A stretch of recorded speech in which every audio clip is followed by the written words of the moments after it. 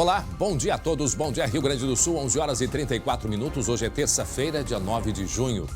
Veja agora os destaques de hoje. Roubos de carro na mira da polícia. Quadrilha assaltava as vítimas de manhã cedo, no momento de sair de casa. Tudo comandado de dentro de um presídio. Tem que me apresentar de manhã cedo lá no Pelbook, lá, tá ligado? 9 horas tem que estar lá. Já já você vai saber onde os ataques aconteciam. Procura-se. Divulgadas imagens de um assassinato a sangue frio em Porto Alegre. Em seguida, você vai saber qual a suspeita da polícia que pede ajuda para identificar os criminosos. Caso Rafael. Conheça os moradores da casa onde o corpo do menino foi encontrado, dentro de uma caixa. O casal vive atormentado pela tragédia. Se ele está em paz, mas eu não estou. Não estou porque eu não durmo de noite. E que se assim for a vontade de Deus preparar um outro cantinho para nós vamos... mudar, se Deus quiser, fala. E os números do coronavírus. Porto Alegre desiste de abrir novas atividades com o aumento de internações por Covid-19. E vem da Serra a boa notícia.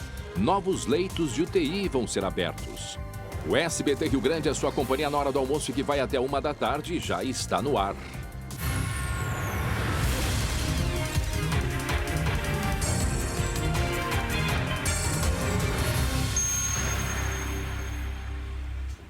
E começamos o SBT Rio Grande falando sobre roubo de carros. Se não bastasse a gente estar no meio de uma pandemia, com todas as dificuldades que as pessoas têm enfrentado para ir e vir, imagine então você está saindo para trabalhar logo cedo de manhã e ser surpreendido por quem? Por criminosos. Pois é, o Departamento de Investigações Criminais está fazendo uma operação contra uma quadrilha que roubava carros quando as pessoas saíam de casa de manhã cedo. Sabe aquela coisa, o pessoal ainda meio dormindo. Em home office, a Luciane Coleman nos traz outras informações, né, Lu? Bom dia.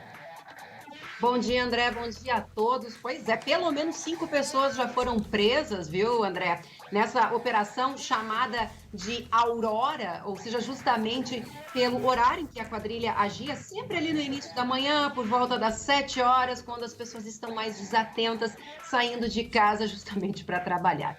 Foram apreendidos aí com os suspeitos relógios de grife, celulares, dinheiro, uma arma registrada em nome de um dos familiares, ou seja, não era nenhuma arma ali com numeração raspada. E, além disso, 3 veículos avaliados em R$500 mil. 2 deles sabiam escolher, né? Inclusive, André. Pois é, os veículos estavam com um homem que é considerado um dos cabeças ali do bando. Ele usava tornozeleira eletrônica e foi preso nesta manhã em um condomínio de luxo na zona norte de Porto Alegre, lá no bairro Sarandi. Mas as ordens mesmo, André, vinham de dentro da cadeia, mais especificamente lá na penitenciária modulada de Osório. O detento, de dentro da sua cela, determinava o roubo dos veículos, né? A adulteração, exato, a adulteração dos números, de chassi, motor ali nos vidros. Então, ele fazia ali todo o controle do esquema. 70 agentes, André, cumpriram, então, mandados de prisão, mandados de busca e apreensão nessa manhã em Porto Alegre, Cachoeirinha, Alvorada e Viamão, cidades onde essa quadrilha agia, e também lá na penitenciária de Osório. Segundo a polícia, os presos eram reincidentes, ou seja, já foram presos outras vezes, já foram detidos, né? Não só por roubo de veículo, assalto, tráfico, porte ilegal de arma, de tudo que você possa imaginar, André. E um deles ainda é considerado extremamente reincidente pelo judiciário. Bom, logo mais, André, eu vou mostrar para vocês uma série de áudios que a polícia divulgou de diálogos desses bandidos, né, durante o planejamento desses crimes, que vai mostrar, inclusive, a participação aí de apenados do semiaberto que cometiam os crimes, André, antes de se apresentarem ao Instituto Penal, acredita? Sim, o rapaz tinha horário para chegar, por exemplo, no Pelbook, e ele já avisava, olha, o crime vai ter que ser cometido em determinado horário, porque depois, às 7 da manhã, eu tenho que estar lá à disposição. Não, e mais do que isso, né, Lu, mais uma vez a gente continua percebendo a função de uma prisão, que é, né, a ressocialização. Infelizmente, nós temos muito poucas instituições prisionais no Brasil. A gente tem aqui um caso em Canoas que é um exemplo, mas que de fato consegue colocar a pessoa, oportunizar o preso, né? Dar uma chance de ressocialização. Porque em compensação, em outros locais, o que acontece? O rapaz se apresenta lá, se tem que se apresentar, e lá de dentro faz ali do presídio seu escritório. Literalmente um escritório do crime, e o resultado, né, Lu? A gente vê nas ruas. Nós temos Porto Alegre, sempre, inclusive, o seguro do carro em Porto Alegre ele é mais alto, uma das capitais com um maior índice de roubo de carros aqui no Brasil. Quer dizer, aí a gente compreende ações como essa, né? Pois é, André, e logo mais o pessoal de casa vai entender bem direitinho, né, sobre esses diálogos que os bandidos trocavam. Um deles diz, não, mas dá tempo, eu tenho que ir lá me apresentar às 9, mas dá tempo, é rapidinho, 7 horas a gente vai ali, pega o carro e depois você já vai estar lá se apresentando. Ou seja, é quase um deboche, né? É um deboche. 11 horas e 39 minutos para quem está chegando. Esse é o SBT Rio Grande. Estou conversando com a Luciane Coleman em home office, falando de uma operação, né, que aconteceu hoje de manhã. A mira, ladrões de carros, assaltantes, e que usavam dessa tática, porque o pessoal de manhã, inevitavelmente, o pessoal acorda, né? Certamente eles não estavam em atuação somente nesse período da pandemia, certamente já atuavam antes. O pessoal levantava de manhã, Lu, indo levar filho na escola, indo para trabalhar, ainda o rapaz meio devagar ali na direção, e esses eram o foco, né? Esses eram os alvos dos criminosos. E aí, parte pelo menos dessa quadrilha foi presa. A gente consegue já ter uma ideia do montante, de quantos roubos, de quem são essas pessoas, Lu? Ainda não, André, a polícia está fazendo esse levantamento, né? Eles tinham ali mais ou menos mapeado uns 7 integrantes, conseguiram prender hoje, então, 5 suspeitos, mas ainda eles não têm o levantamento, por exemplo, de quantos carros por dia, né? Se havia carros encomendados, modelos, e ainda eles querem fazer um mapeamento de quem receptava, de quem pegava esses veículos, que também é muito importante para quebrar, né, todo esse esquema, não só quem rouba, mas também quem compra lá na ponta esses carros que normalmente são vendidos a preços muito abaixo do preço de mercado, né, André? Ok, Lu, daqui a pouco a gente volta a conversar. Tem um chamado da redação urgente, no caso de uma criança que está desaparecida, sequestrada em Passo Fundo. O Glauco Paza vai trazer pra gente essas informações. Oi, Glauco. Tudo bem, André? Bom dia. Infelizmente, a notícia não é boa, mas é um sequestro. Uma pessoa que está mantendo uma criança como refém, o fato que está acontecendo neste momento em Passo Fundo. Ele teria começado por volta das 11 horas da manhã. Um homem foi abordado pela Brigada Militar, não obedeceu às ordens e fugiu. Entrou numa casa aleatória e pegou uma criança como refém. Esta criança teria por volta de 10 anos de idade e este homem estaria ameaçando a criança com uma faca. O Corpo de Bombeiros, a polícia, a Brigada Militar, todos estão naquele local, fica na Vila Fátima, em Passo Fundo, esperando aí o que este homem, né, que não se sabe exatamente se é um criminoso, mas o que levou ele a tomar essa decisão de fugir da polícia, invadir uma casa e pegar uma criança como refém, o que ele quer exatamente neste momento. Ele teria pedido a presença da imprensa, o que já está acontecendo, conforme colegas do Diário, da imprensa local. Nós temos imagens, inclusive, né, Glauco? Estamos mostrando as imagens da casa que ele invadiu. Para quem está chegando agora, 11 horas e 42 minutos, nesse momento, uma criança mantida refém em Passo Fundo, região norte aqui do estado. Foi agora há pouquinho, por volta de 11 horas, ou seja, 11h42 agora. Era uma pessoa que estava fugindo, tinha sido abordada, né, Glauco? Foi abordada, um patrulhamento normal que a polícia estava fazendo, só que ele fugiu. Ele não obedeceu à Brigada Militar e fugiu em direção a uma casa aleatória. É bom que se diga. Ele escolheu uma casa para entrar aleatoriamente e entrou nesta residência aí, onde a polícia está fazendo um cerco neste momento, esperando, né, diante de uma comunicação, de uma negociação com esse homem, o que ele exatamente quer, o que aconteceu para que ele fugisse do local. Não se sabe ainda, não se tem informação se tem mais gente dentro de casa, se esta criança estaria sozinha no momento ou se as outras pessoas saíram da casa. São informações que vão chegando aos poucos e nós, dentro do possível, vamos atualizando aqui, André. Bom, para quem está chegando agora, mais uma vez, estamos aí acompanhando. Nesse momento acontece um crime lá em Passo Fundo, no norte do estado. Um homem fugia da polícia, tinha sido abordado pela Brigada Militar, mas ele fugiu e entrou aleatoriamente em uma casa. Uma criança de cerca de 10 anos, Glauco, está sendo mantida refém neste momento. Imagina o pavor, o desespero, que é é a hora, né, Glauco, que certamente vai um negociador da Brigada Militar ou designado pela Brigada Militar. Nesse é um momento muito delicado e um momento que se precisa muita agilidade, porque não se sabe as condições deste homem. Imagine um homem fugindo da polícia com uma criança de 10 anos, ameaçando essa criança, estaria com uma faca, pelo que se sabe.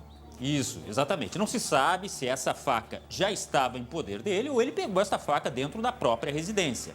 Mas o fato é que ela está sendo usada na ameaça. Uma arma branca, uma faca contra esta criança. Ele estaria ameaçando matar a criança.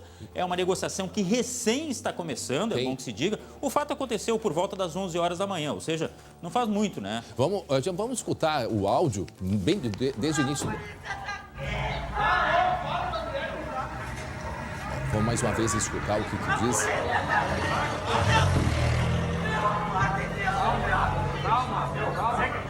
Isso parece que é alguma familiar, talvez a mãe da criança, desesperada.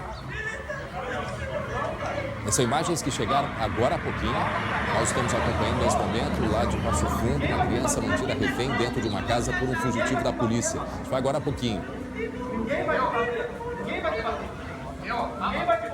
A gente vê que o soldado o policial está acalmando provavelmente a mãe ou alguém que estava com a criança, deve ter ficado uma outra peça da casa.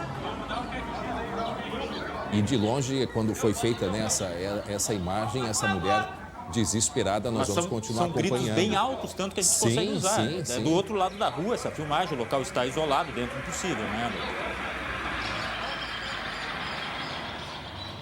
Atenção, tem a Rádio Diário da Manhã, tem informações pra gente. Agora há pouquinho foi feita uma transmissão, vamos acompanhar. A uma distância um pouco maior, estivemos na porta, né, e podemos observar que então este homem estava fazendo refém esta criança, né? Estamos a cerca de 30 metros, outro lado da rua, mas seguimos acompanhando daqui mesmo para evitar qualquer problema. A Brigada Militar solicitou que fôssemos afastados e, é claro, respeitamos aqui, aguardamos o desfecho desta ocorrência aqui na Vila Fátima, em Passo Fundo.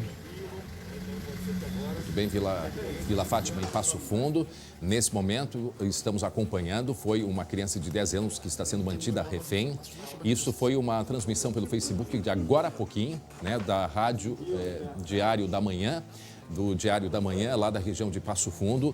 Uma criança de 10 anos, cerca de 10 anos, mantida refém em uma casa. Estava dentro de casa quando um homem fugindo da polícia, fugindo da Brigada Militar, não aceitando a ordem de parada, ele entrou, invadiu uma casa. Ele que está falando ainda. Para fazer esta ameaça. Aqui nós não podemos ver, não temos contato visual com este homem. A brigada agora, o policial solicita um pouco que a gente fique um pouco mais afastados. É claro, a gente respeita sempre essa solicitação, mas acompanhamos aqui da esquina, né? Mas seguimos acompanhando neste momento. Aqui pela rua a gente nota uma movimentação muito grande de curiosos, né? Uma movimentação muito grande de pessoas populares, enfim, aí pela rua que estão também acompanhando a situação, a vizinhança, enfim, né? Notando um movimento grande de polícia, um movimento grande de violência. A situação continua a mesma, a negociação neste momento com esse indivíduo que fez uma criança refém aqui na Dona Elisa, Avenida Dona Elisa, Vila Fátima. 11 horas e 47 minutos, nós estamos acompanhando direto de Passo Fundo, uma criança de 10 anos sendo mantida refém por um homem que estava fugindo da Brigada Militar, entrou na casa e a criança está, portanto, dentro desta casa com ele. Diga, Glauco. A última informação que nós recebemos agora é que a polícia está buscando a mãe desta criança, que não estaria em casa, portanto, para levar até a residência, tá? Ela possivelmente estava trabalhando, algo parecido, né? Mas a gente... mãe do assaltante, perdão. A mãe do assaltante para tentar viabilizar uma negociação, uma negociação com este rapaz que está dentro da casa para ver se ele solta a criança, porque ele está bastante exaltado. As primeiras negociações não deram resultado com a polícia, então essa é uma parte também de negociação que envolve a família. Atenção, transmissão ao vivo agora da rádio lá de Passo Fundo. Vamos acompanhar aí, falando ao vivo. Anteriormente, antes da Diário da Manhã, da fala do sargento, né? O sargento conversou conosco aqui. Transmissão ao vivo agora. Os policiais faziam um patrulhamento de rotina quando foram abordar esse indivíduo. Esse indivíduo seria abordado, ele fugiu invadiu esta residência. Nesta residência, fez a criança refém e também uma outra pessoa que estava no local foi feita refém. 2 pessoas feitas refém inicialmente. A partir disso, ele saiu do local, ele ficou no local, permaneceu no local apenas com a criança. A mulher saiu da residência. A Brigada Militar, obviamente, fez o cerco aqui, toda a região está aqui no local para fazer o atendimento desta ocorrência. Transmissão ao vivo Esse agora. indivíduo, inclusive, pediu a presença da imprensa, mas não libertou a criança mesmo assim. Estamos aqui desde o começo. Inclusive, nosso colega da Rádio Planalto, ele entrou na parte onde estava a vítima com o criminoso, conversou com ele, tentou fazer uma negociação para que ele se entregasse de forma voluntária, mas não foi possível. Agora a gente está com dificuldade no rádio, do áudio da Rádio Diário da Manhã lá de Passo Fundo. Para quem está chegando agora, 11h50, faltando 10 para o meio-dia. Atenção, uma criança de 10 anos é mantida refém nesse momento na cidade de Passo Fundo, no norte aqui do estado. Um homem fugia da Brigada Militar, entrou em uma casa aleatoriamente e fez a criança e uma mulher, talvez a mãe desta criança que estava dentro desta casa aí. E aí o criminoso preferiu ficar com a criança dentro de uma peça onde ele está nesse momento. Acompanhamos agora mais uma vez ao vivo. Psicológico, é claro, será, não tem como diminuir isso, mas esperamos que essa vítima, essa criança, seja libertada sem ferimentos, né? Essa é a prioridade da Brigada Militar, que também tem apoio, inclusive, da Polícia Civil, que chegou aqui até o local, para libertar essa criança e este homem acabar preso. Tem que ser preso. Ainda não temos a identidade dele, não temos a identidade oficial. 11 horas e 50 minutos, faltando 10 para o meio-dia. Atenção, direto de Passo Fundo, uma criança de 10 anos mantida refém nesse momento. Isso aconteceu desde as 11 horas da manhã, quando um homem fugia da Brigada Militar, invadiu uma casa e fez 2 pessoas reféns. Essa criança e mais uma mulher. Não se sabe se é a mãe dessa criança. Depois ela foi deixada de lado e ele está nesse momento numa peça da residência com a criança. Está sendo feita, né, Glauco, nesse momento, uma negociação. Nós temos aí imagens ao vivo. Está sendo feita uma negociação com a Brigada Militar numa tentativa da liberação desta criança. Ele não respeitou a ordem dos policiais para parar e aí, então, resolveu invadir uma casa e, com uma faca, neste momento, ele mantém esta criança de 10 anos refém. A imagem da esquerda, a gente acompanhou ali a Brigada Militar chegando na casa e a imagem da direita, nós temos ao vivo imagens do Facebook da Rádio Diário da Manhã. Nós vamos continuar acompanhando, o Glauco está acompanhando na redação. Em seguida, traz para a gente outras informações deste caso. Sequestro, fazendo agora em cárcere privado, né, de uma criança de 10 anos, um homem fugitivo da polícia que estava fugindo da Brigada Militar, invadiu uma casa e mantém esta criança, portanto, refém dentro de uma peça da residência. Em seguida, trazemos detalhes e outras informações, 11h52. E você vai ver ainda hoje, aqui no SBT Rio Grande, nós vamos mostrar o depoimento, né? Nós vamos mostrar o depoimento do casal, o casal que mora na casa onde foi encontrado o corpo do menino Rafael, na cidade de Planalto, no norte do estado. A caixa onde estava o corpo da criança é um dos elementos importantes da investigação. Aquela caixa ali, para a imagem, aquela caixa ali que estava na área da casa, aonde a criança foi encontrada, foi indicada pela mãe onde teria deixado a criança. E aqueles panos que estavam ali enrolados em cima do menino. Daqui a pouco a gente vai entender o que era essa caixa, o que ela estava fazendo aí, e vamos conversar com esse casal que estava em São Paulo no dia do crime, tinha viajado dias antes para São Paulo e quando retornou, né, já sabia do que estava acontecendo, eles aguardaram, foi na quinta-feira, aguardaram até o meio-dia para fazer uma nova perícia dentro de casa e a partir do meio-dia, portanto, eles puderam entrar. E eu conversei com o morador dessa casa, com essa senhora, e entramos ali e eles explicaram, portanto, daqui a pouco a gente mostra os detalhes. Agora, 11 horas e 53 minutos. Atenção para este recado. No momento atual, é necessário que todos façam sua parte para manter-se protegidos e seguros. Segundo especialistas, os vírus se alojam primeiro na garganta. Por isso é importante ter um cuidado especial com a garganta e procurar mantê-la sempre saudável. Para isso, você pode contar com as pastilhas Valda. Pastilhas Valda possuem ações antisséptica e bactericida que ajudam a proteger a sua garganta. Vejam só esse recado. Diante do momento atual, é preciso estar protegido. Pastilhas Valda, há várias gerações, vem ajudando na saúde de toda a família. Pastilhas Valda ajuda a melhorar a imunidade e traz alívio imediato na dor de garganta e tosse. Pastilhas Valda, proteção para toda a família. Viu só? Pastilhas Valda ajuda a melhorar a imunidade, evitando o contágio de alguns tipos de viroses, gripes e resfriados. Você encontra pastilhas Valda à base de própolis, gengibre, vitamina C, timol e eucaliptol, que trazem alívio imediato na dor, na irritação de garganta e tosse. Pastilhas Valda, proteção para toda a família. Você encontra a linha completa de pastilhas Valda em todo o Brasil. Muito bem, vamos agora então conferir os números do coronavírus aqui no Rio Grande do Sul. A atualização feita, portanto, ontem às 4h13 da tarde. Confirmados 12.250 casos, ou seja, um aumento de 122. Número de óbitos, 291, mortalidade de 2,6%. Permanece aqui, o vermelho aqui, é na taxa de ocupação de leitos em UTI. Nós temos essa preocupação muito grande agora nesse período de inverno. Lembrando que casos recuperados, 8.587. Vamos descer um pouquinho a tela, porque mais embaixo, vamos descendo mais, aparece quais são os sintomas que têm apresentado as pessoas com Covid aqui no Rio Grande do Sul. Abaixo desses gráficos, a gente tem ali um gráfico mostrando os principais sintomas. Isso aqui, olha só, sintomas apresentados, vejam só. Febre, 38%. Tosse, aqui em amarelo, com 45%. Dor de garganta, 25%. Dispneia, ou seja, dificuldade de respirar, 20%. E outros ou assintomáticos, 74%. A ocupação dos leitos da unidade de tratamento intensivo aqui na capital, um aumento muito rápido, ele acendeu a luz vermelha aqui na capital gaúcha.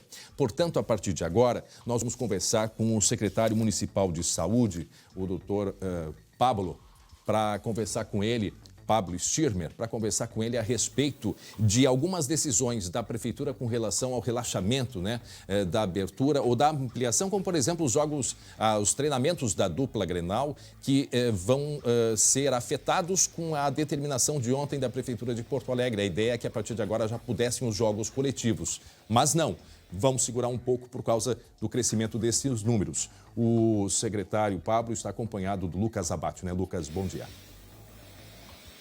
Bom dia, André. Bom dia a todos. E a gente sabe que Porto Alegre estava numa situação um pouco mais confortável nos últimos dias por conta do coronavírus, só que agora a Prefeitura teve que recuar a liberação de algumas atividades e trancou agora, pelo menos, a liberação de uma nova leva, porque no final de semana aumentou bastante o número de pessoas internadas na UTI. Eu vou conversar com o secretário Pablo Stirmer para nos passar um panorama, secretário, como está a situação da ocupação das UTIs nesse momento. Bom dia. Certo. Bom dia, Lucas.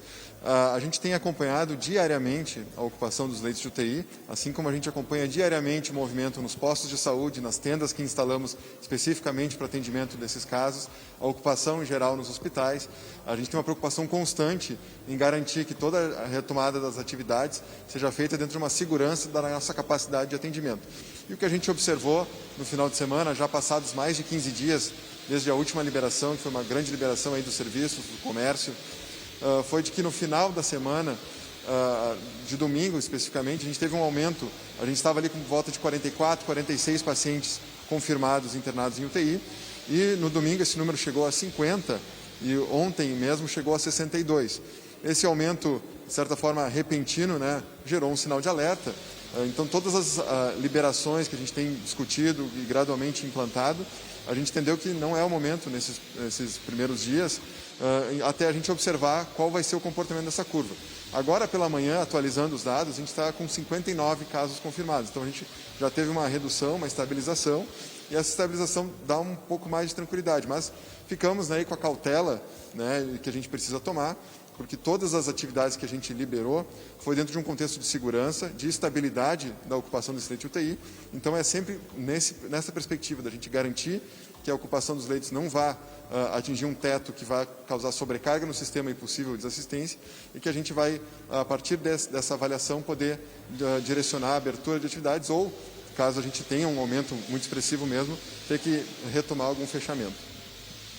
Secretário, quais atividades que seriam reabertas, liberadas nessa segunda-feira e que agora a Prefeitura segurou um pouco essa liberação? Na verdade, a gente tinha um planejamento, uma discussão aí de várias atividades, né?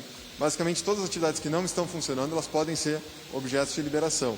A gente entendia que algumas atividades ligadas a, por exemplo, feiras de artesanato, alguma questão ao avanço em atividades esportivas, ou mesmo na ocupação de igrejas, elas poderiam ter um certo avanço se a gente não tivesse esse aumento. Mas a gente tem discutido permanentemente todas as atividades restritas. A gente sabe que é importante fazer a liberação dentro de critérios de segurança, dentro de protocolos estabelecidos. Todas elas têm uma demanda por voltar, né, à sua atividade. E a gente tem olhado atentamente e procurado tomar essa ação com cautela. E por isso a gente não tomou nenhuma decisão nesses primeiros dias. Lucas? O secretário me escuta? Oi, André. O secretário me escuta?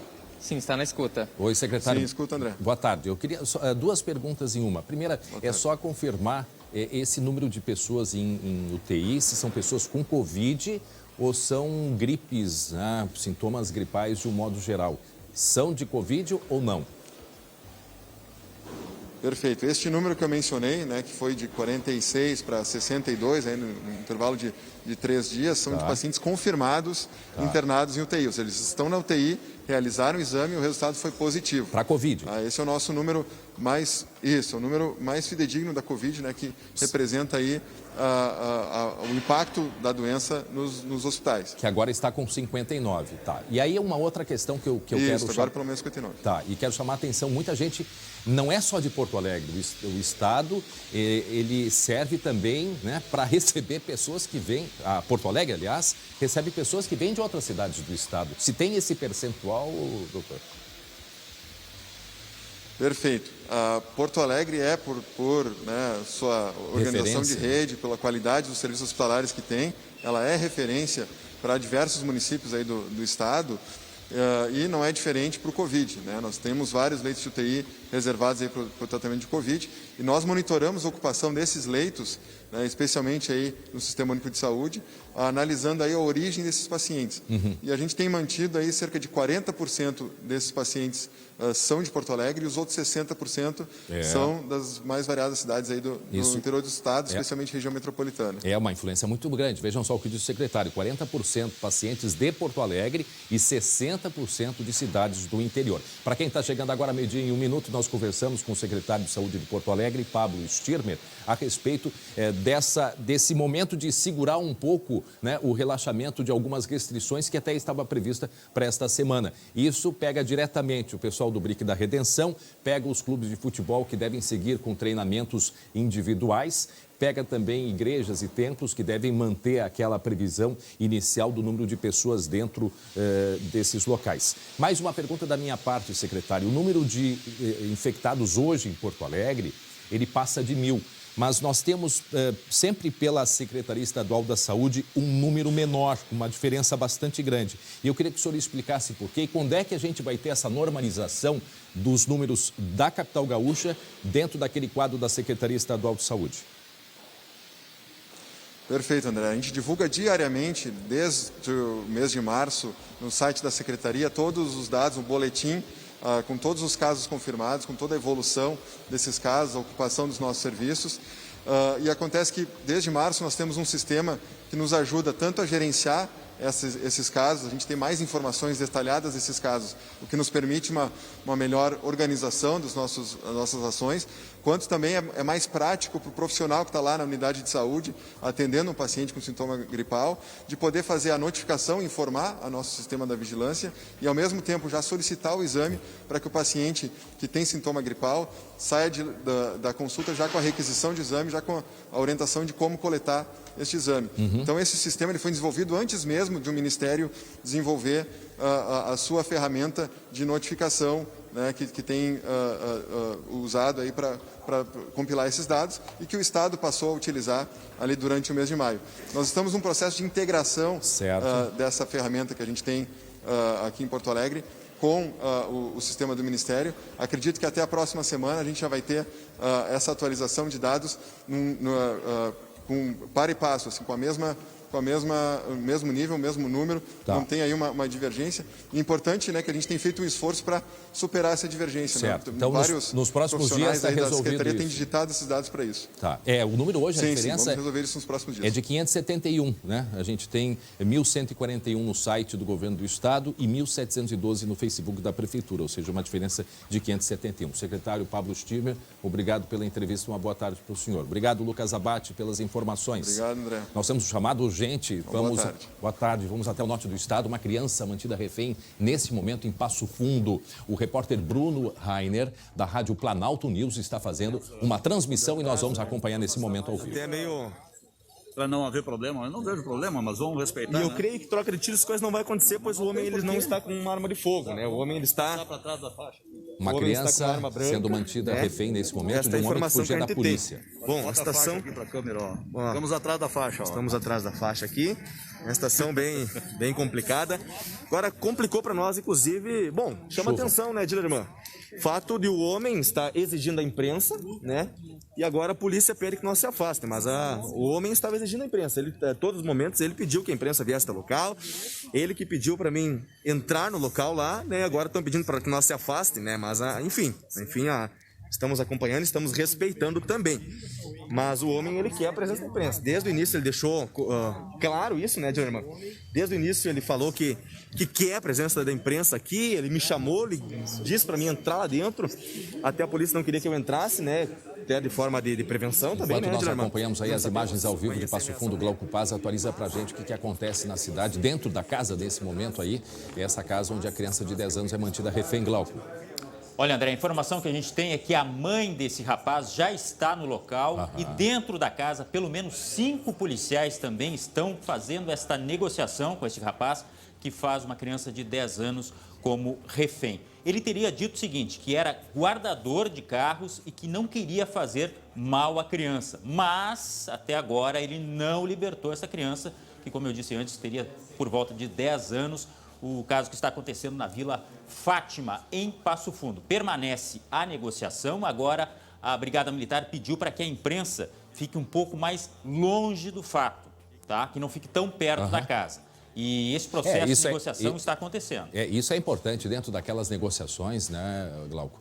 De também não ceder a todas as solicitações de uma pessoa que nesse momento faz uma criança de 10 anos refém. Então isso faz parte desse processo de negociação. Para quem está chegando agora, 12:06, imagens ao vivo lá de Passo Fundo, onde uma criança de 10 anos é mantida refém. Um guardador de carros, não se sabe ao certo porque ele fugiu da polícia, se a polícia foi fazer uma abordagem, se ele era foragido, isso ainda não sabemos, mas ele invadiu esta casa, fez a criança e uma senhora refém, a senhora foi liberada e ele é mantido nesse momento no quarto. Vamos ouvir. O fato do horário, né? Fim do expediente, horário de almoço, o pessoal saiu para almoçar. A ambulância do SAMU acaba de sair para uma ocorrência aí, hein? A ambulância do SAMU está uma ambulância dos bombeiros, uma do SAMU. A do SAMU acaba de sair aí para uma ocorrência. Eu vou entrar ali dentro só para ver umas informações. Vai fundo. Consegue aí, então. A situação ainda continua sendo a mesma, né? Não temos nenhuma movimentação. Dois policiais na porta, dentro da casa. Tem uma policial dentro da casa também, da Brigada Militar. Uma viatura da Brigada, como vocês podem ver aí, em frente ao portão de acesso. E a movimentação aqui, mostrando novamente, ó. A movimentação aqui é grande, todo mundo assistindo, muita gente assistindo, muitos curiosos, muita gente na chuva, chove nesse momento, nesse local aqui, e nós estamos aqui, guardando inclusive o retorno do Bruno. Agora tiraram várias peças de roupa do local, né? Estão levando guarda-chuva, estão levando chinelo, uma jaqueta, que estão sendo colocados para dentro, né? Agora saem 2 policiais, um fica no local, vocês podem observar aí pela live que a gente está mostrando aí. Nesse momento são mais de 5.000 pessoas assistindo a esse Será trabalho que é o desfecho nesse momento? Quem sabe, hein, Glauco? Pois aqui na rua, aqui na Vila nesse Fátima, momento, né? o convencimento é muito mais importante do que a violência, que a força, né, André? E ali é o cemitério municipal da Veracruz. Então vamos ficar... Os policiais estão lá dentro, certamente, fazendo a negociação. Situação. Queremos, é verdade, que isso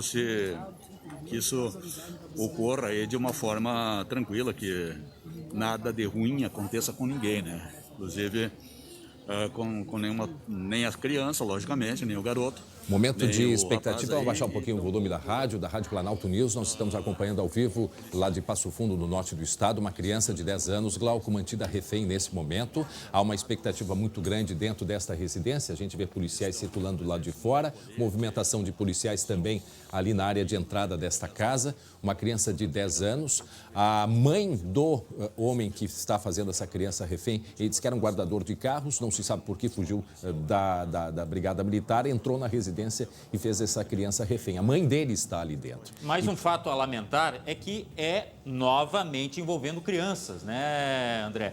Infelizmente, a gente tem falado muito de violência contra a criança, e neste caso aí, claro, que deixa traumas, enfim, mas neste momento a negociação ainda é o melhor caminho e certamente é isso que a Brigada Militar está tentando fazer ali, né? Tem uma policial ali dentro, junto com outros 4, né? E mais a mãe deste criminoso fazendo, portanto, essa criança de 10 anos refém. Isto em Passo Fundo, no norte do estado, foi por volta de 11 horas, ou seja, a 1 hora, esta criança está nas mãos deste homem que disse que não queria fazer nenhum mal, né? Não queria fazer nenhum mal e, portanto, aguardamos para qualquer momento o desfecho. Vamos seguir acompanhando e daqui a pouco trazemos outras informações. E agora a gente vai falar sobre violência aqui na capital de um técnico de enfermagem que foi morto a tiros na Zona Norte. E a polícia procura pelos envolvidos, não é? Neste crime, nestas imagens aí, tá o Disque Denúncia aí para qualquer informação, Glauco. Pois é, o Jean Carlos Lima Leal, de 25 anos, tinha ido comprar bebidas com o pai e aguardava em frente ao estabelecimento. Veja nas imagens aí que os criminosos chegam, um deles ameaça, eles estão armados, logicamente, né? Manda com que o Jean dê os pertences, inclusive menciona ali o boné, toca na roupa, enfim. Apesar do Jean não esboçar nenhuma reação, os criminosos atiraram. O pai do Jean, que é aquele de vermelho lá no fundo, fica observando tudo. O Jean morreu na hora. Nenhuma outra pessoa foi baleada ou roubada. A polícia trabalha com 2 possibilidades: latrocínio, que é roubo com morte, né? E execução por engano. Este crime, André, aconteceu na última quinta-feira. Os criminosos ainda não foram identificados. Imagens muito fortes da violência urbana. E tá aí o telefone 0800-642-0121, diz que denúncia do Departamento de Homicídios para quem puder ajudar, e a polícia pede e aguarda a colaboração das pessoas. E a Polícia Civil procura por criminosos suspeitos de envolvimento numa série de assaltos a bancos, Glauco. É uma série, olha, tem que escrever para não esquecer. Especialidade dos rapazes. A ação mais recente foi aquela ali do Santander, em Canoas, na última quinta-feira. Isso, de manhã cedo, né? Isso, o gerente e o vigilante foram rendidos. Depois, mais 2 funcionários chegaram e também foram rendidos por outros participantes que aguardavam do lado de fora. E um policial quase foi atingido, né? Ele acabou vendo a ação e inibiu, né, o roubo em si, mas os assaltantes acabaram fugindo. No dia 13 de maio, outra ação. No Santander, da Avenida Assis Brasil, em Porto Alegre, os bandidos levaram dinheiro dos caixas eletrônicos e do cofre. E no dia 27 de maio, os criminosos atacaram a agência do Banco do Brasil, em Canoas. Um segurança e o gerente foram rendidos quando chegavam. Ou seja, modus operandi muito parecidos. Exatamente. Né? E no dia 26 de maio, tem mais um ainda, André. Olha só. Tu vê como tinha dado um tempo ataques a bancos, né? Aqui no Rio Grande do Sul. Por isso, eu já me adianto a dizer o seguinte, que a polícia acredita que possa ser o mesmo grupo que se organizou para fazer isso. Para terminar, no dia 26 de maio, o alvo foi a agência do Banco do Brasil no bairro São Geraldo, em Porto Alegre. Pelo menos 5 homens armados renderam um funcionário que chegava para trabalhar. Olha aí, mais uma coincidência. Sempre quando os funcionários chegam, eles rendem e buscam assaltar. Tá aí, 12:03. Quem puder e deve ajudar, né, a colaborar com a polícia, porque esses homens estão soltos. A polícia acredita que seja uma quadrilha, né, que é especialista nesse tipo de ataque à agência bancária. Eles esperam de manhã cedo para fazer o ataque aí de quem está entrando na agência, abordar quem está entrando na agência, funcionário, gerente. E esse modo de agir chama a atenção porque ele obedece esse mesmo princípio. Isso já aconteceu pelo menos 4 vezes aí nas últimas semanas. E é um tipo de roubo, é um tipo de assalto que há um tempo atrás tinha dado uma folga. E casualmente, nesse período de pandemia, onde pelo menos 4.000 presos foram soltos porque fazem parte do grupo de risco, casualmente, nesta mesma época, não sei se tem relação ou não, mas casualmente começaram ou recomeçaram esses ataques a bancos, Cláudio. E não é só o perigo para quem trabalha no banco. O banco pode estar fechado ainda, mas como aconteceu em Canoas, por exemplo, ó, tiroteio na frente da agência. Mas, Glauco, esse em À Canoas... beira da BR. Não, e esse de Canoas, eu fiquei sabendo de uma senhora que vinha na pista contrária em direção, né, ao Vale dos Sinos, e a bala pegou no carro. Por pouco que não machucou essa senhora. Aí tu imagina, tu andando de carro pela BR-116, 80 km por hora, e de repente um barulho na lata, e é um assalto acontecendo a uma agência bancária. Que coisa, né?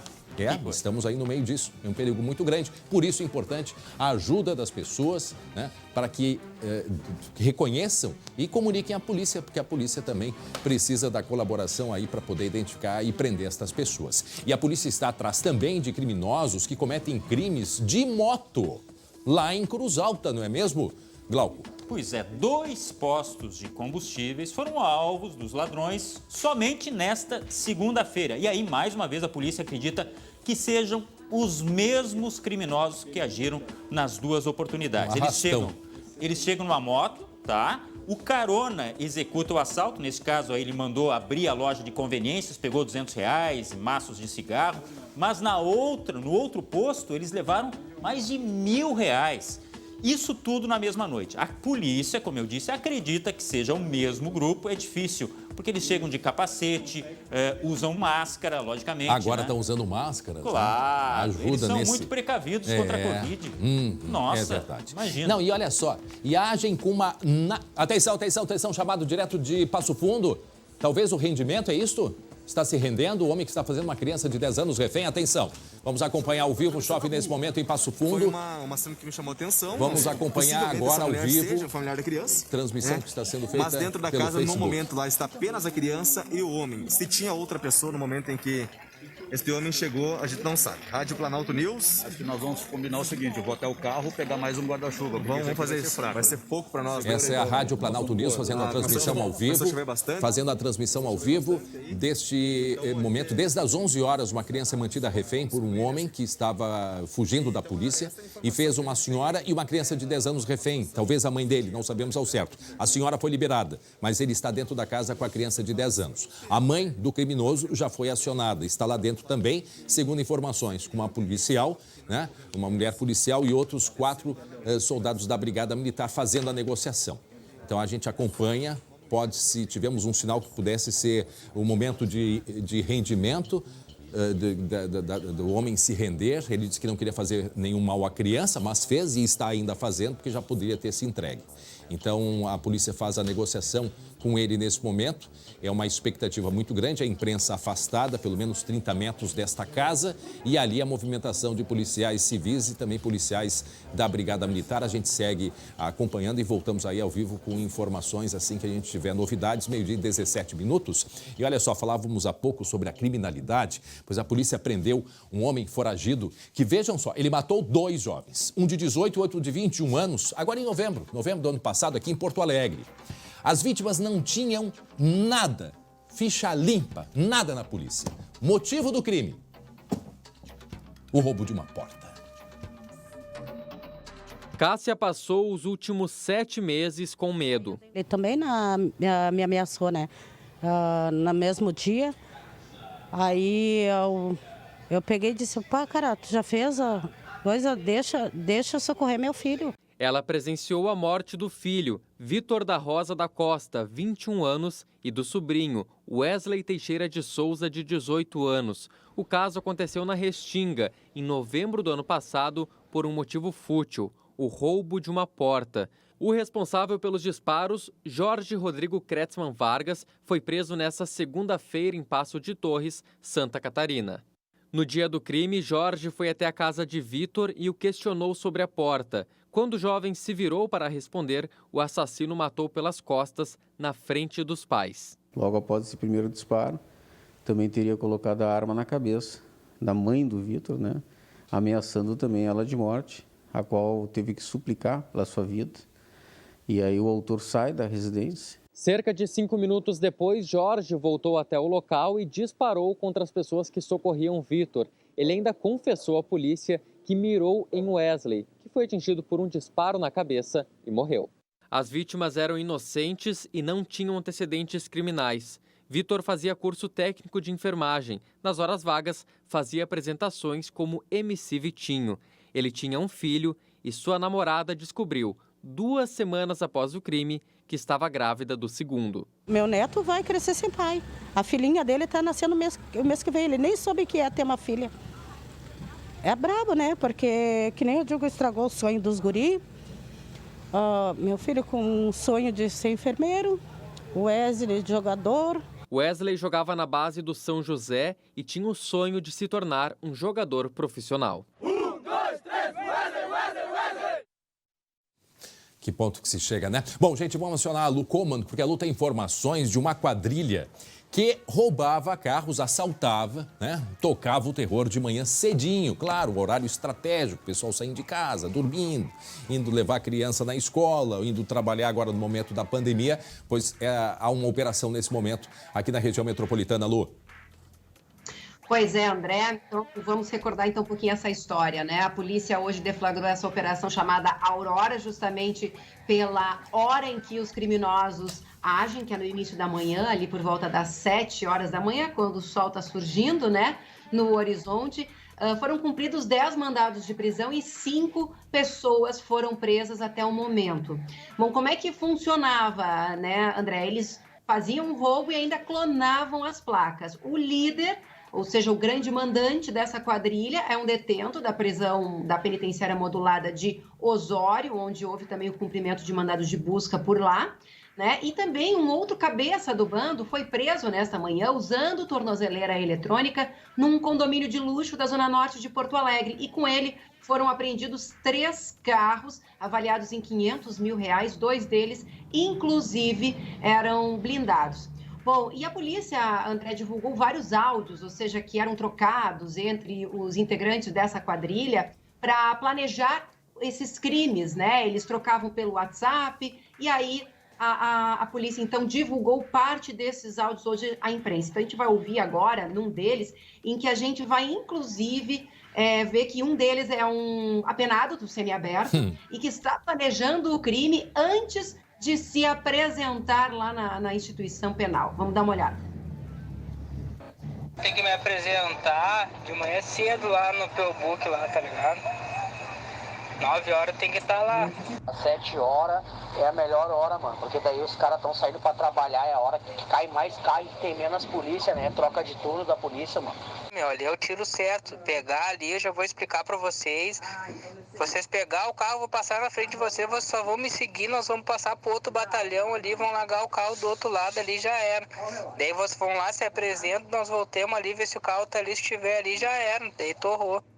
É quando 2 quadras ali, dá pro cara ir de manhã cedo ali, pegar. Amanhã tem que me apresentar, mas depois que eu me apresentar ali, que nem o cara pegava ali no 20, largava no 11, deixava esfriar um pouco, depois ia ali, trocava as placas e já era. Se é tão gente assim, eu pego pro gordo, eu falo pra alguém me levar e já era.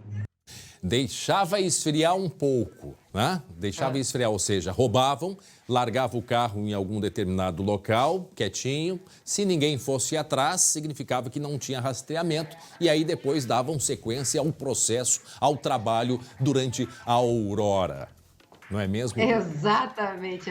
André, é um deboche, né, para a sociedade, né, esses áudios. Primeiro, porque eles deixam claro ali, vamos ali às 7 horas da manhã, a hora que o pessoal tá saindo de casa, né, tá mais desatento, a hora da troca de turno da polícia. Também, e só falta dizer a hora que o pessoal tá tonto, saindo de casa, assim, meio distraído. Exato. É a hora que a gente vai ser esperto e vai pegar. E também tem a hora da troca da polícia, né, que o pessoal tá trocando. Exatamente. E é ali que a gente vai trabalhar.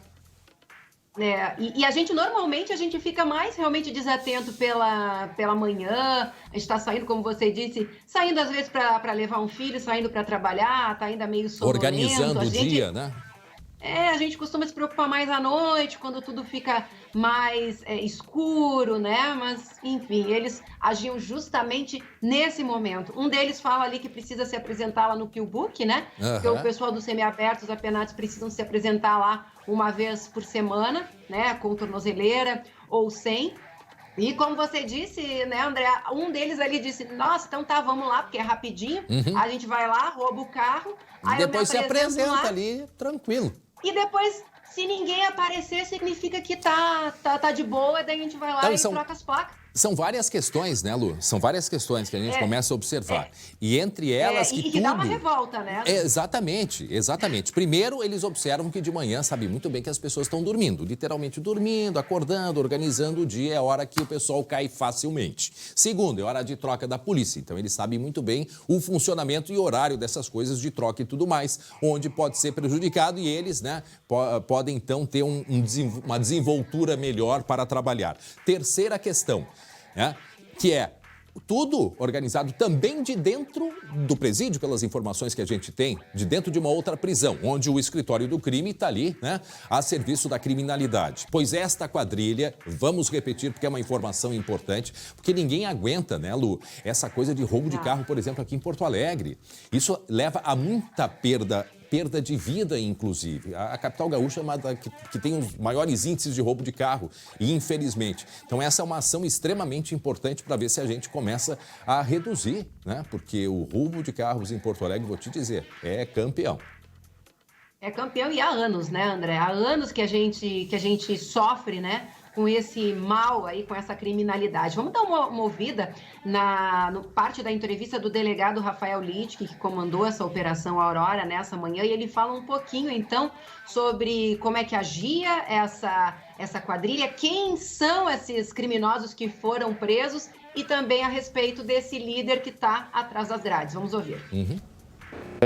Essa investigação, ela teve início há 8 meses atrás, quando a gente descobriu um esquema criminoso no qual um detento da penitenciária modulada de Osório determinava roubos de veículos e outros crimes, né, conexos, como receptação, adulteração de sinal identificadores, em Porto Alegre, na região metropolitana. A gente verificou que é uma verdadeira organização criminosa especializada no cometimento desses crimes graves de roubo de veículo. Os 5 indivíduos presos hoje são extremamente reincidentes, né? Um deles tratado, inclusive, como multireincidente. Sempre cometeram crimes graves com uso, inclusive, de arma de fogo. E hoje houve a deflagração dessa operação. Multireincidente, ou seja, o cara era multireincidente. Muito bem. Ou seja, eles deve ter aquela lista, André, de passagem na polícia, que são páginas e páginas e páginas, e a gente não entende como é que essa pessoa está aí livre, solta e seguindo a cometer esses crimes, né? E a legislação, infelizmente, permite isso, né? Tanto é que é fácil assim, como a gente vê e observa que, inclusive, de dentro da prisão, eles fazem todas as negociações e as ordens. Daqui a pouco a gente fala mais, Luciane Coman, sobre estas prisões agora de manhã, que acontecem aqui em Porto Alegre, região metropolitana. Vamos falar de esporte, 12h, 26 minutos agora.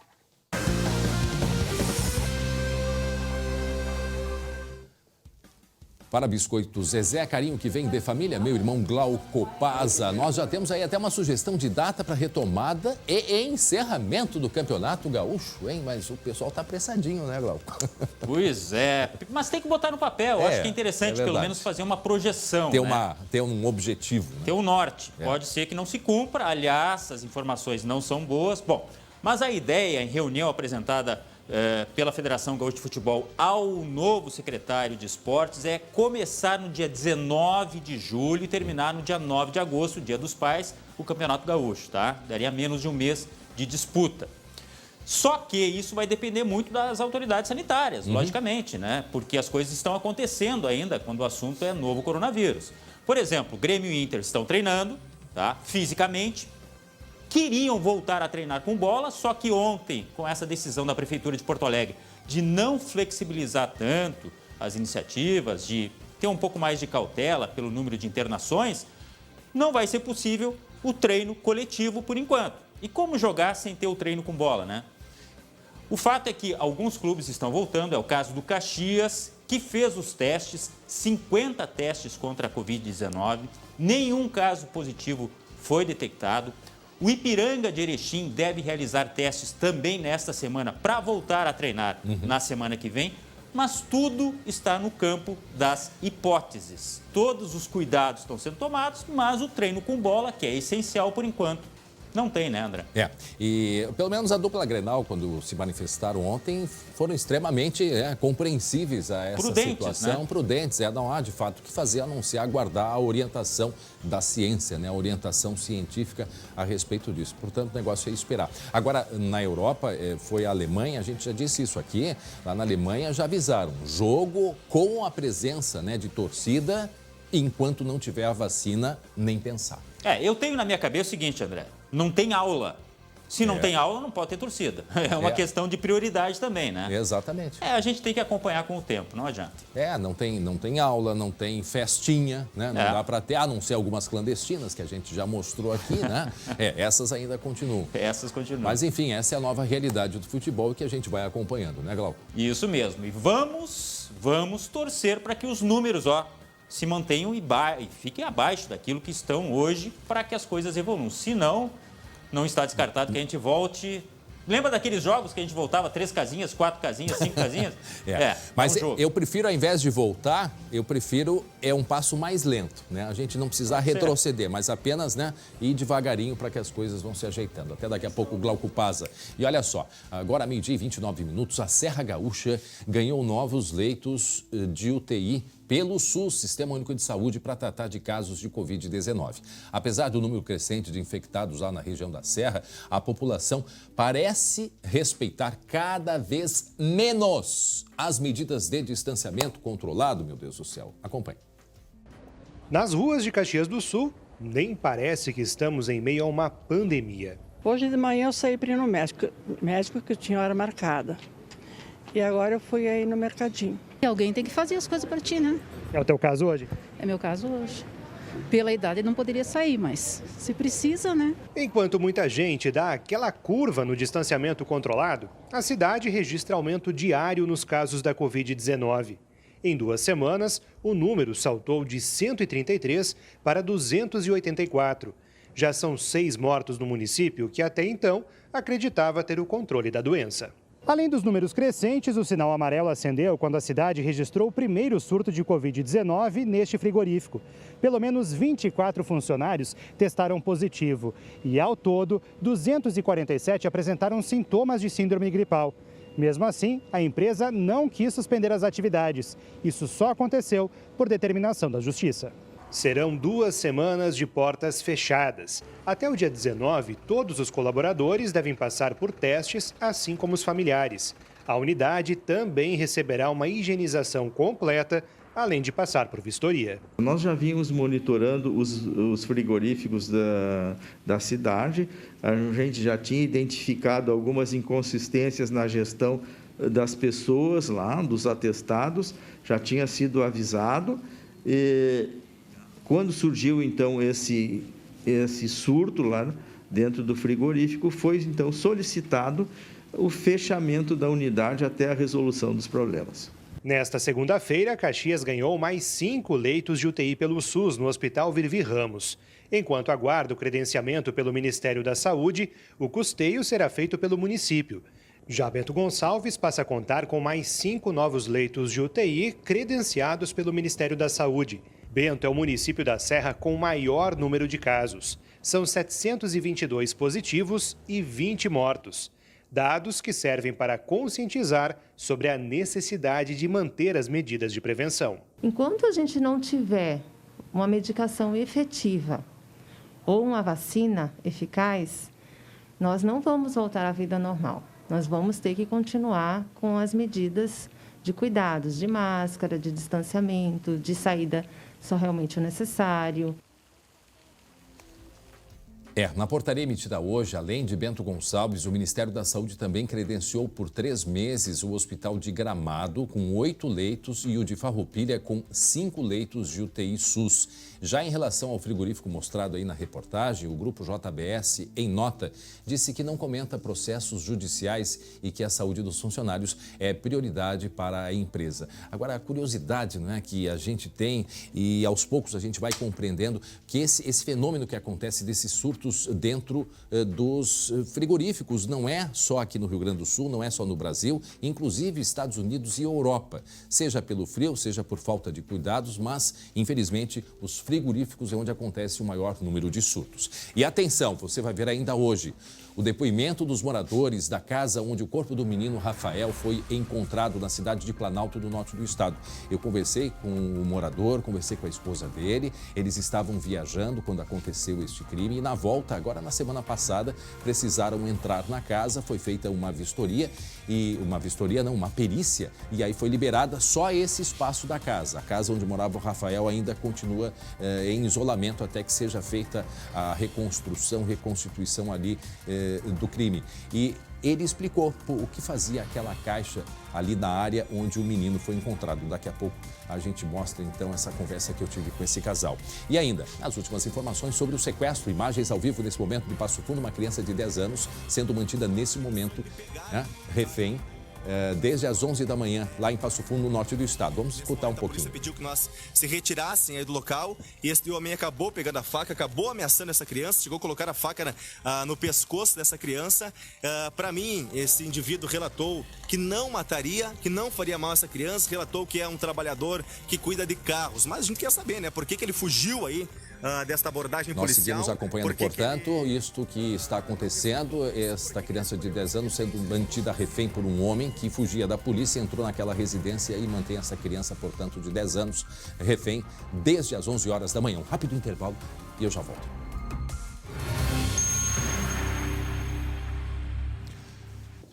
Muito bem, meio-dia e 39 minutos e você vai ver ainda hoje aqui no SBT Rio Grande. Caso Rafael. Conheça os moradores da casa onde o corpo do menino foi encontrado dentro de uma caixa. O casal vive atormentado pela tragédia. Se ele está em paz, mas eu não tô. Não tô porque eu não durmo de noite e que se assim for a vontade de Deus preparar um outro cantinho para nós vamos mudar, se Deus quiser. Fala. Um alerta aos motoristas. Hoje, uma quadrilha de roubo de veículos foi presa pela polícia. Já já você vai saber como era a ação dos criminosos. E as boas iniciativas em meio à pandemia.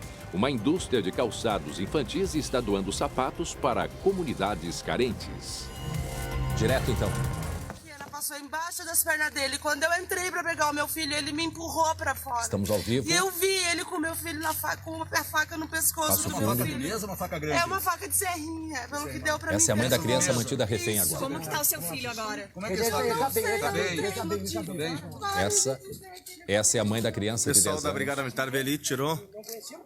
Ó, os familiares vieram aqui, relataram, a mãe da criança relatou que não conhecem esse indivíduo. O indivíduo simplesmente entrou, de primeiro momento falou que estava sendo assaltado, entrou para dentro do pátio da residência ali, entrou no pátio da residência, entrou na casa, tirou a mulher para fora, tirou a mulher ali da residência e fez o filho refém. A família relatou aí, então, que não conhece aí este indivíduo. A mulher relatou que ele simplesmente entrou na casa, Christian, e fez a criança de refém. E ainda ele falou ao vivo na reportagem que conhece aí, mas então é mentira, ele não conhece, conforme a mãe da vítima. Identificada Suzinara Moraes de Jesus, é o nome da mãe da criança. Suzinara Moraes de Jesus é a mãe da criança, A criança tem aproximadamente uns 12 anos de idade, repito, saliento aqui. Então o indivíduo já também mentiu ao vivo. Ele falou para nós ao vivo na nossa reportagem que ele conhecia a criança e que não faria nenhum mal. Então aí a mãe acabou de desmentir, né? A mãe dessa criança acabou de desmentir. Então ele não conhece, né? Ele não conhece essa família. Aqui o que pode ter acontecido, como ele é um cara que circulava muito nessa rua, de fato ele pode conhecer a criança de vista, de passar aqui na frente, não que ele tenha algum vínculo Contato, com né? essa família, com essa criança. Então aí, mas agora... Mas o desespero da mãe, Cid, nessas alturas, Bruno, desespero da mãe em vir até aqui, sair da casa, né, das imediações de onde ela estava, da polícia, ela está protegida pela Brigada Militar, para vir até aqui, onde estão os órgãos de comunicação, para informar que ela não conhece, que não tem nenhuma relação, é desesperador. Com certeza. É assustador, um momento assustador, um momento de muita emoção. Muito delicada, muito complicada, e essa ocorrência, ela acaba cada vez nos deixando mais apreensivos. Queremos divulgar logo a saída dessa criança, queremos logo divulgar que essa criança... Nós estamos acompanhando ao vivo, portanto, direto de Passo Fundo, né, Glauco Paza, um menino de 10 anos, 10, 12 anos, mantido refém. Há pouco vimos a declaração da mãe desesperada e a voz era dela que gritava logo que eles foram possivelmente abordados, ela em casa com o filho, quando às 11 da manhã entra na residência um homem que estava fugindo da polícia e mantém essa criança com uma faca, e ela relatou os detalhes ali da faca, a mãe desesperada, esse menino que está dentro da casa com um homem que ainda não se entregou, Glauco. André, as informações que foram passadas pela Brigada Militar, alguns integrantes estão dentro da casa, né, nesse processo de negociação, um homem por volta de 35 anos, e aí vem essa divergência, ele teria dito que conhece os moradores da casa e por isso teria entrado nessa casa. Só que a mãe, acabamos de ver aí, disse que não conhece o homem, só se realmente ele conhecia a criança. Enfim, isso que os nossos colegas estavam comentando ali, né? E a brigada, quando abordou esse rapaz, ele teria mentido o nome dele. Teria dado o nome de outra pessoa, inclusive teria dado o nome do irmão. E por isso, então, ele acabou fugindo, a brigada foi atrás e ele entrou nessa casa aí. 12h e 43 minutos, estamos com a imagem ao vivo, lá de Passo Fundo, uma criança de 10 anos, desde as 11 da manhã, quase 2 horas, hein? Quase 2 horas, essa criança de 12 anos, 10, 12 anos, mantida refém por um homem que fugia, disse que era guardador de carros, estava fugindo da polícia, entrou na residência, invadiu e fez, possivelmente, a mãe, né? Deve ser a mãe e o filho reféns, mas logo ele liberou a mãe e a criança é mantida em uma peça da casa com um homem que está com uma faca fazendo ameaças. Foi chamada a mãe deste homem, né? A mãe deste criminoso, que ele tem 38 anos. 35 anos, não se sabe se a mãe está lá dentro ainda, está sendo feita a negociação. Agora, essa é a preocupação, né? Momento de negociar, momento de não se sabe o estado de saúde dele, quem é esta pessoa, né, Glauco? Quer dizer, André, é um momento delicado nesse momento. Inclusive estaria ali também na casa um advogado, né? Paulo Cavalcante, não se sabe exatamente se a pedido, mas possivelmente a pedido do próprio homem, que faz parte desse processo de negociação, né? Que a gente, né, chama de cansaço às vezes, né? Vai conversando, vai levando até que a pessoa concorda em entregar e se entregar e entregar o refém para a polícia. O problema é que é assim, para esse processo até cansar, sabe-se lá quando que isso pode acontecer, né?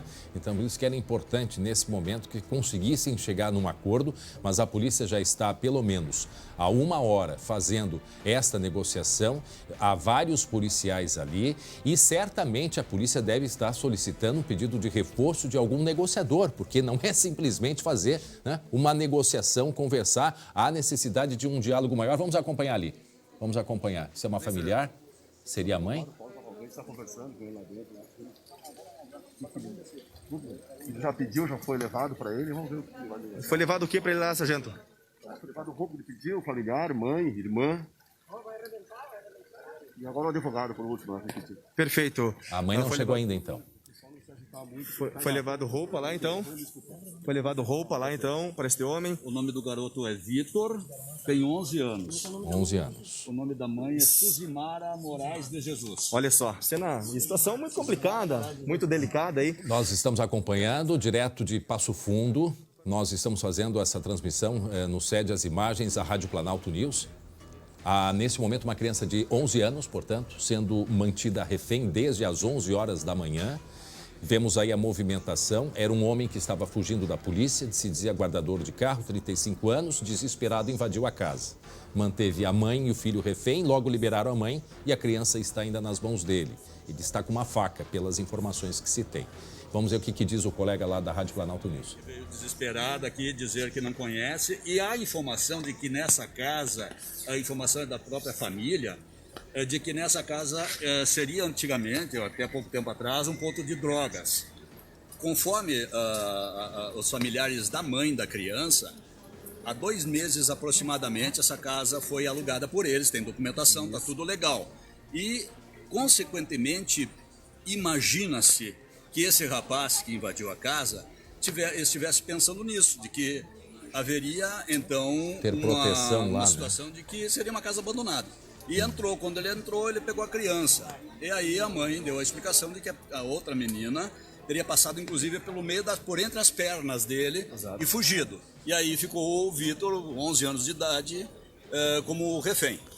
A mulher, situação por enquanto. Isso, a mulher, ela conseguiu sair, não. Ele tirou a mulher da casa. Ele tirou a mulher da casa, exatamente. E lembrando que tudo iniciou numa tentativa de abordagem policial, onde os militares aí do 2º Esquadrão da Brigada Militar, eles foram... Eles estavam em atitude suspeita do outro lado na Avenida Rio Grande. E daí ele mentiu o nome dele durante a abordagem policial. Isso. E no momento em que os policiais estavam conferindo o sistema, este homem acabou fugindo. Nós vamos fazer mais um relato e imagens aqui, fugindo e vindo em direção aqui à Vila Fátima, aqui na rua Dona Elisa. O SBT está acompanhando a Rádio Planalto News, direto de Passo Fundo. Pelo relato dos colegas, Glauco, isso tudo começou por volta de 11 horas, então foi recente. Pelo que deu para entender, quem fugiu, quem ficou de refém com o menino foi uma outra menina, pelo que eu entendi, não a mãe.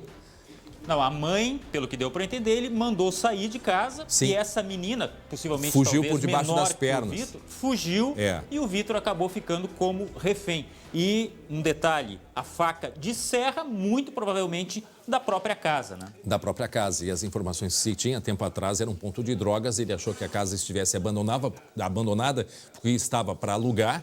E ele entrou achando que ia conseguir fugir e se deparou com a família dentro desta casa. Bom, a gente vai continuar acompanhando e trazendo informações, atualizações e esperamos que ele se entregue e deixe em paz essa criança aí de 11 anos. A gente continua acompanhando, 12h e 49 minutos agora. Nosso assunto é o caso Rafael. Nós seguimos, até Planalto, lá na cidade que fica no norte do estado, onde um menino de 11 anos foi encontrado morto. 10 dias após o desaparecimento, o corpo dele estava dentro de uma caixa na casa que fica ao lado da residência onde ele morava. Nessa época, os moradores dessa casa estavam em São Paulo e retornaram agora na quinta-feira. E eu conversei com este casal que mora nessa residência. A gente vai acompanhar agora.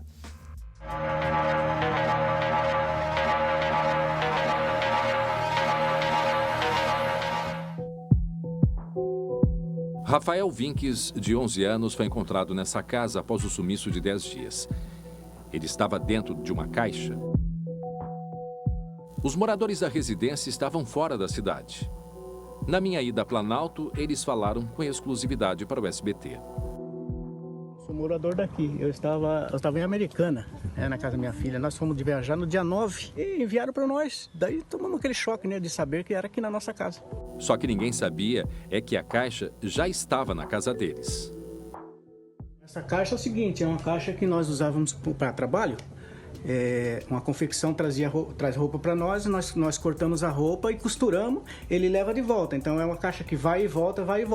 Mas como nós fomos viajar, nós colocamos ela aqui fora. A esposa, que é costureira, não se sente em paz de seguir ali. Se ele está em paz, mas eu não estou. Não estou porque eu não durmo de noite. E que se assim for a vontade de Deus preparar um outro cantinho para nós vamos mudar, se Deus quiser, falo para ele. Porque é muito difícil. 2 perícias já foram feitas no local e a polícia segue com a investigação. Uma reconstituição será feita nos próximos dias.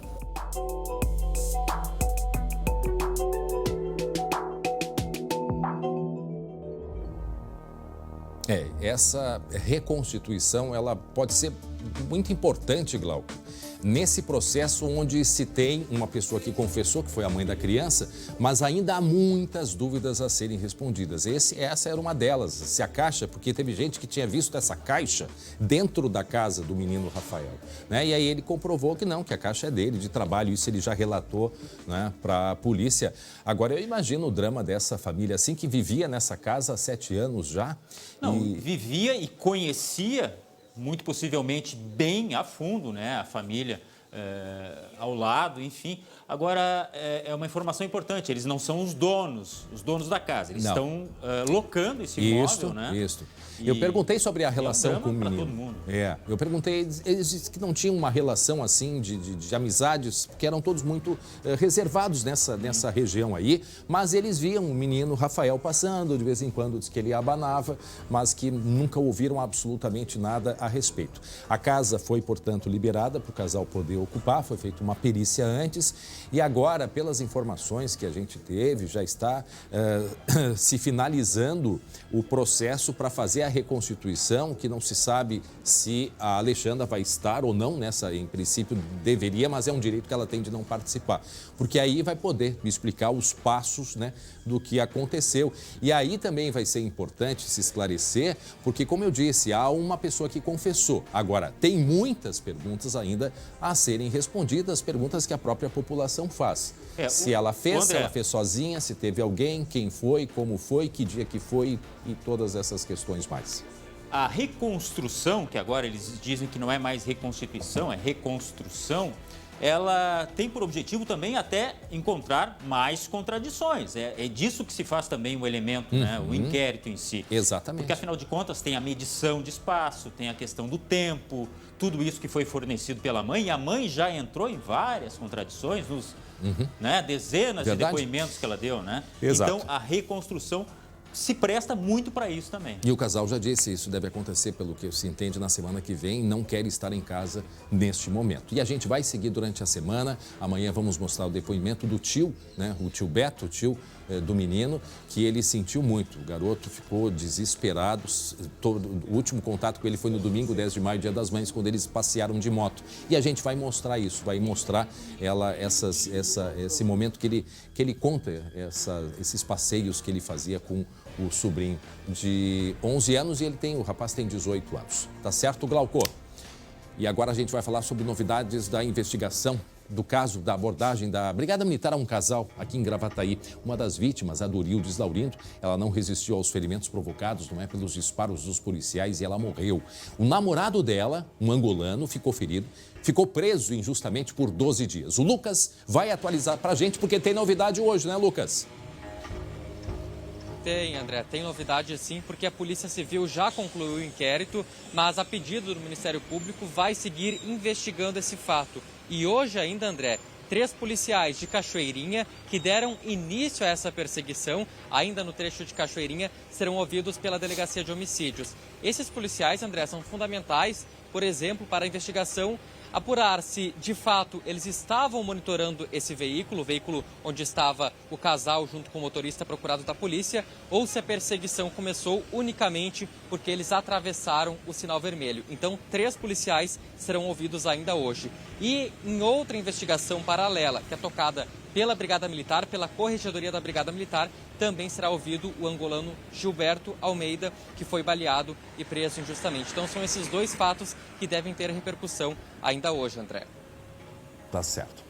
Obrigado, Lucas, pelas informações. Então, hoje é um dia bastante importante, amanhã a gente traz todas as novidades. Agora, 12h55, faltando 5:01, a Federação realiza amanhã uma transmissão ao vivo, uma live do Tá na Mesa, com a presença do Gustavo N., secretário de Desenvolvimento da Indústria, Comércio, Serviços e Inovação do Ministério da Economia, abordando o tema medidas econômicas do governo federal para enfrentamento da pandemia. Portanto, amanhã, quarta-feira, 10 de junho, ao meio-dia. Acompanhe pelo Facebook da Federação, facebook.com/Federação e assista a este e também a outros eventos. Participe, Tá na Mesa, uma realização da Federação. E eu volto a conversar, cadê a Lu Coleman? Porque a Lu Coleman, eu vou para lá e para cá, né, já fazendo o meu exercício diário. Deixa eu conversar com a Lu Coman sobre uma operação que prendeu uma quadrilha que roubava, atacava as pessoas, e o nome da operação é Aurora. Por quê? No amanhecer, o horário que a pessoa sai de casa ainda meio atrapalhado, pensando no dia. Pois a polícia foi lá e prendeu integrantes desta quadrilha. Lu. Pois é, André, 5 pessoas foram presas, né? A Operação Aurora, na verdade, cumpriu 10 mandados de prisão, conseguiu prender 5 pessoas e ainda um 6º envolvido, que na verdade é o líder, o grande cabeça dessa organização criminosa, é um detento da penitenciária modulada de Osório, onde a polícia também cumpriu o mandado de busca, né? E apreensão. Entre esses 5 presos dessa manhã, André, há um homem que foi preso na zona norte de Porto Alegre num condomínio de luxo, que estava usando tornozeleira eletrônica, e com ele foram apreendidos 3 carros de luxo avaliados em R$500 mil. 2 eram carros blindados. Além disso, ficou muito claro, porque a polícia divulgou uma série de áudios, André, em que há apenados do semiaberto, né, que estavam trabalhando. Essa organização criminosa trabalhando, exatamente. Então, eles iam lá, roubavam o carro, aí depois deixavam o carro em um local, né, para esfriar, como eles dizem, para ver se não tem rastreador, enfim. Mas tudo tinha horário marcado, porque depois das 9 ele tinha que se apresentar como se fosse um santinho lá no presídio. Exatamente. É. Aí ele ia lá, se apresentava lá no PILBUC, lá no Instituto Penal, voltava para ver se o carro não tinha nenhum rastreador e aí já fazia a clonagem das placas. Beijo, Lu. Obrigado. A gente vai continuar acompanhando esse caso. Olha só, uma indústria de calçados infantis está doando sapatos para comunidades pobres. É mais uma ação de empresas unindo esforços para amenizar os efeitos da pandemia. Acompanhe. Fazer diferença na vida de centenas de crianças emocionou os funcionários da fábrica. A Lana trabalha há 5 anos como revisora de costura. É muito gratificante, né? Eu me sinto bem orgulhosa em trabalhar, principalmente na empresa, que tem essa contribuição social engajada na marca, né? A Calçados Bibi doou 1000 pares de calçados infantis para comunidades carentes. É um cenário inédito que nós estamos vivendo, é algo, né, único, né? A empresa tem 71 anos, nunca vivenciou algo similar, já passou por diversas crises. E eu acho que é o momento da gente colaborar. Os tênis, sandálias e sapatilhas foram para crianças em Parobé, cidade a 80 quilômetros de Porto Alegre, e Cruz das Almas, no interior da Bahia. Esta ONG recebeu 80 pares. Nem todo mundo tinha calçado. Com essa parceria recente que a gente fez com a Bibi, tem muitas crianças aí que, graças a eles, têm um tênis adequado e bom, né? Para poder usar. A empresa também confecciona máscaras que são doadas para hospitais da região de Parobé. O tecido utilizado nos equipamentos de proteção tem tecnologia desenvolvida aqui mesmo na fábrica. O material impede a entrada de água no equipamento. Boas ações também em empresas de serviços essenciais. O hipermercado Big doou 100 toneladas de alimentos que vão ser destinadas a comunidades carentes do Rio Grande do Sul. Ao todo, o Big vai contribuir com mais de 300 toneladas, que serão enviadas para 450 mil famílias brasileiras. Nós sentamos e achamos que o momento pedia mais, né? Que era hora de unir forças e apoiar as nossas comunidades. Você que está assistindo a gente, logo mais vai poder passar em qualquer uma das nossas lojas e doar no caixa qualquer valor que você puder e que você achar relevante. Bom, e atenção, uma criança de 11 anos segue mantida refém na cidade de Passo Fundo. A gente vai continuar acompanhando informações durante a programação. E Glauco, 1h30 tem transmissão, tem uma live, né? Combinado, 1h30 da tarde. Sobre o auxílio emergencial. E a gente volta às 19h20, segunda edição, e amanhã às 11h40. Até lá.